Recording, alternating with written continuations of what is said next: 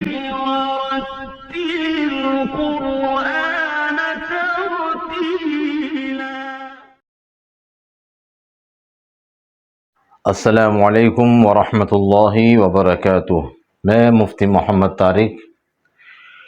کل کا سبق جو تھا تختی نمبر 15 اور 16، جس میں حروف قمری و حروف شمسی کا قاعدے کو بیان کیا گیا، پھر اس کے بعد میں لفظ اللہ کب باریک پڑھا جاتا ہے، کب پور پڑھا جاتا ہے، اس کو بیان کیا گیا.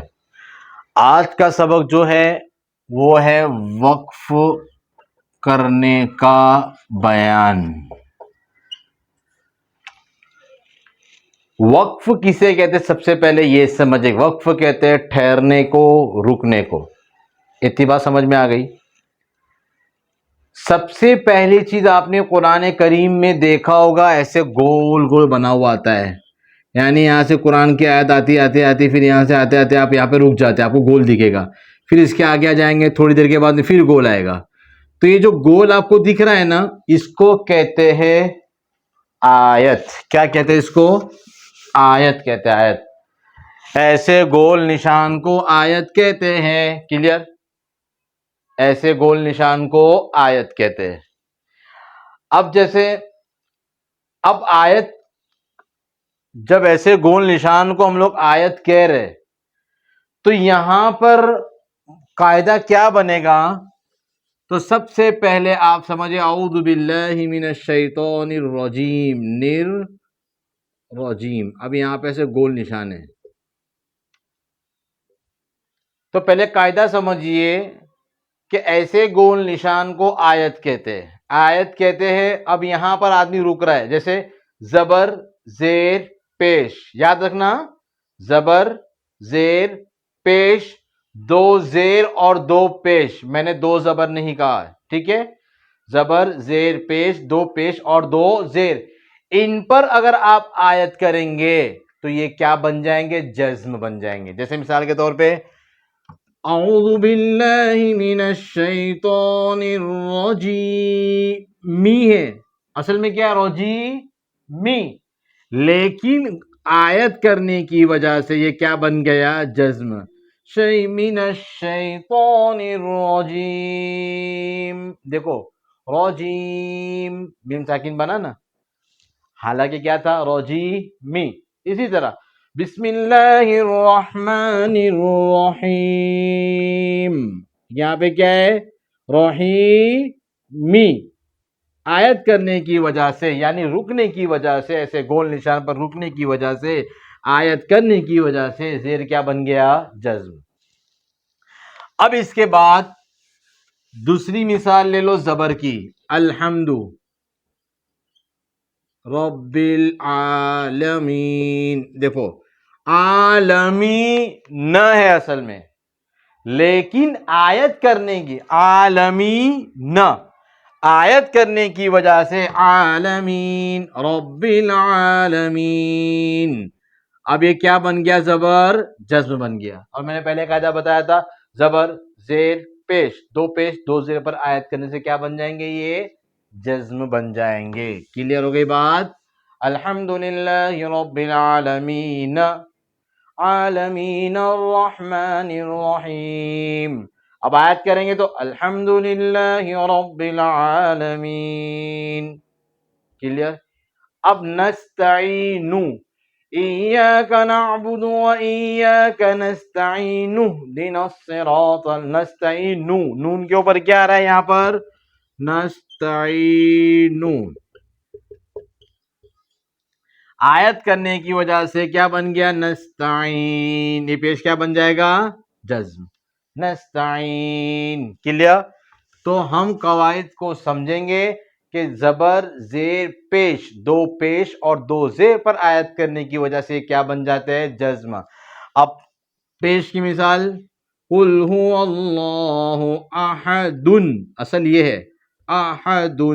آیت کرنے کی وجہ سے دو پیش کیا بن گیا؟ جزم بن گیا. احد، قل هو اللہ احد. لیکن یہاں پہ کیا تھا؟ احدن تھا، دو پیش تھا، لیکن آیت کرنے کی وجہ سے کیا بن گیا؟ احد. کلیئر ہو گئی بات؟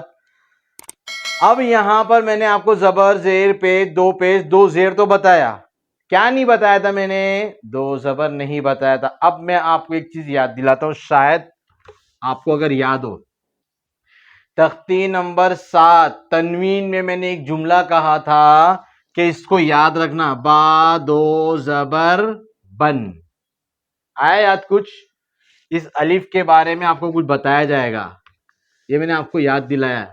تختی نمبر 7 میں بات کر، اب دیکھو یہاں پر کام آئے گا۔ یہ دو زبر پر آیت کریں گے تو ایک زبر الف بن جاتا ہے، جیسے ان مع العسر یسرا، یسرن، اصل لفظ یہ یسرن۔ اب اگر آپ اس کو رو الف دو زبر رن پڑھ لیتے تو آج یہ الف کسی کام میں آتا۔ آپ آیت کرتے تو کیا پڑھتے تھے پھر؟ سمجھ میں آ رہی بات؟ سوال سمجھ میں آیا؟ دو زبر پر آیت کرنے سے، دو زبر اگر آیا وہاں رکیں گے اگر ہم، تو یہ دو زبر کیا بن جائے گا معلوم ہے؟ یہ ایک زبر ہے نا، الف بن جائے گا، یہ والا ایک زبر الف بن جائے گا۔ جب یہ الف بن گیا تو الف سے پہلے زبر آیا، رو الف زبر رو، یسرن سے یسرا۔ کلیئر؟ سمجھ میں بات آئی؟ دو زبر پر آیت کرنے کی وجہ سے ایک زبر الف بن جاتا ہے، یہ قاعدہ ہے۔ یسرن سے یسرا، افواجن سے افواجا۔ آگے بات، جہاں پر بھی دو زبر آئے آپ اگر وہاں پر رکتے ہیں یا آیت کرتے یا ٹھہرتے تو آپ کو وہاں پر افواجن فسبی، ایسا نہیں ہے افواجا، رک جاؤ۔ ٹھیک ہے، بات سمجھ میں آ گئی؟ تو دو زبر پر آیت کرنے کی وجہ سے ایک زبر الف بن جاتا ہے۔ دو قاعدے ہو گئے۔ تیسرا قاعدہ ہے گولتا۔ گولتا پر، یہ ہے گولتا، اس پر آیت کرنے کی وجہ سے یہ کیا بن جائے گی؟ ہائے ساکنہ۔ مثال کے طور پہ جاریتن،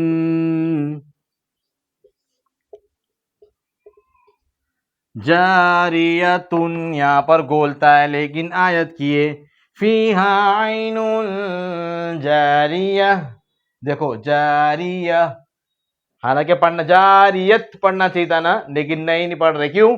گولتا ہے، قاعدہ ہے گولتا پر آیت کرنے کی وجہ سے گولتا ہائے ساکنہ بن جاتی ہے۔ تسقی من عین آنیہ، آنیتن ہے، آیت کرنے کی وجہ سے آنیہ، لا تسمع فیہا لاغیہ۔ کلیئر؟ گولتا پر آیت کرنے کی وجہ سے گولتا ہائے ساکنہ بن جاتی ہے۔ اب میں آپ کو غلط چیز کی طرف لے کے جاتا ہوں کہ ہم لوگ بہت بڑی غلطی کرتے ہیں، وہ یہ ہے، مثال کے طور پہ ہم لوگ غلطی کیسے کرتے ہیں؟ الحمدللہ رب العالمین الرحمن الرحیم مالک یوم الدین، آیت کر رہے لیکن نی نہیں کر رہے۔ آیت کرنے کی وجہ سے قاعدہ آپ نے پڑھ لیے الحمدللہ رب العالمین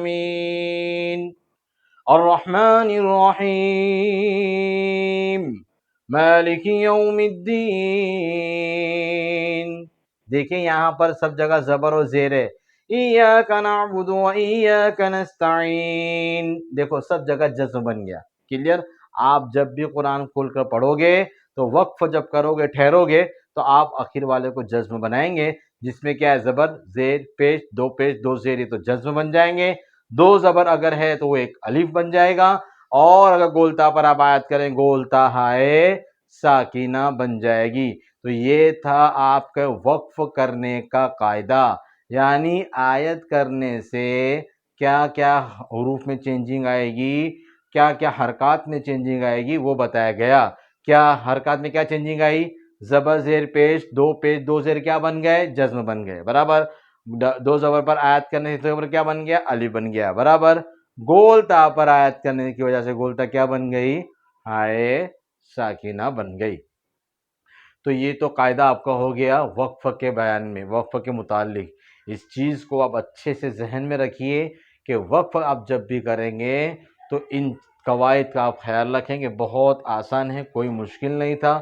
اس چیز کو اصل میں آپ کو عمل میں لانا ہے، آپ عمل میں لائیے، انشاءاللہ آپ کو قرآن پڑھنا بہت آسان ہو جائے گا۔ یہی کوشش کی گئی ہے تاکہ آپ کو جو سمجھایا جا رہا ہے، بتایا جا رہا ہے، آپ لوگ اس پر عمل کرنے والے بن جائے اور اچھے سے مخارج کے ساتھ قرآن کریم پڑھنے والے بن جائے۔ جزاک اللہ خیرہ۔